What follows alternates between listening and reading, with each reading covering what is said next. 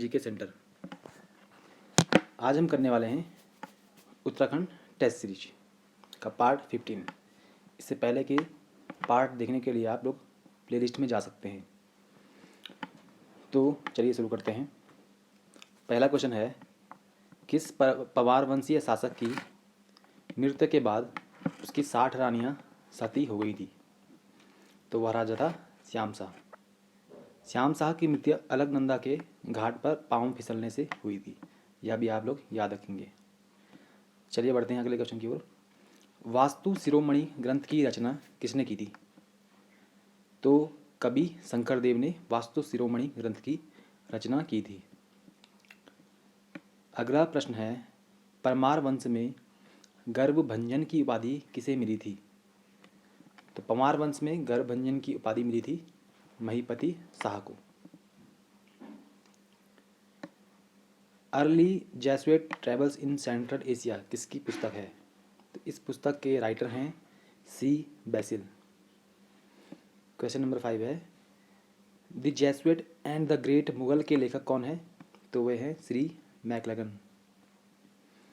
देखो, early Jesuit travels in central Asia पुस्तक के लेखक तो सी बेसिल हैं और the Jesuit and the great Mughal के लेखक हैं श्री मैकलगन।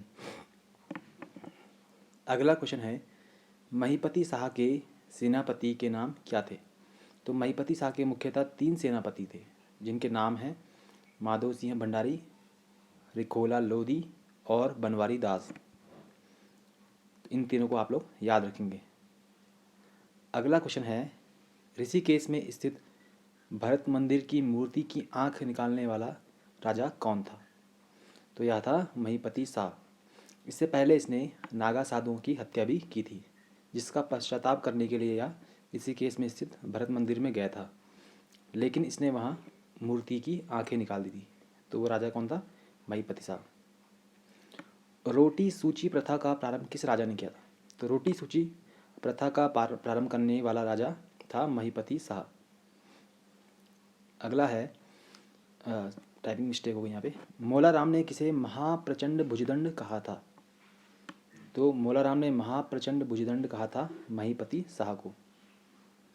अगला है, माधव सिंह भंडारी की मृत्यु किस युद्ध में हुई थी? तो उनकी मृत्यु हुई थी तुमुल युद्ध में।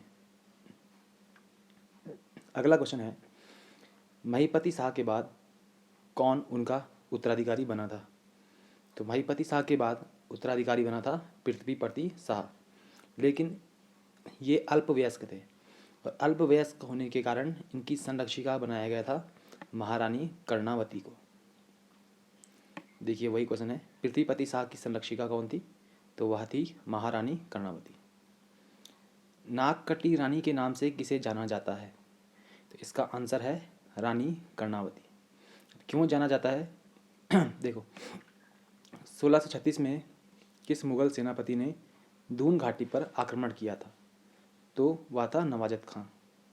मुगल काल में उस टाइम पे शाहजहां का शासनकाल चल रहा था और नवाजत खां को, जो सेनापति था, उसे गढ़वाल पर आक्रमण करने के लिए भेजा था, लेकिन उन्हें रानी कर्णावती के हाथों मुंह की खानी पड़ी थी और उन्होंने उनके सैनिकों के नाक कान काट दिए थे, इसलिए उन्हें नागकटी रानी कहा गया।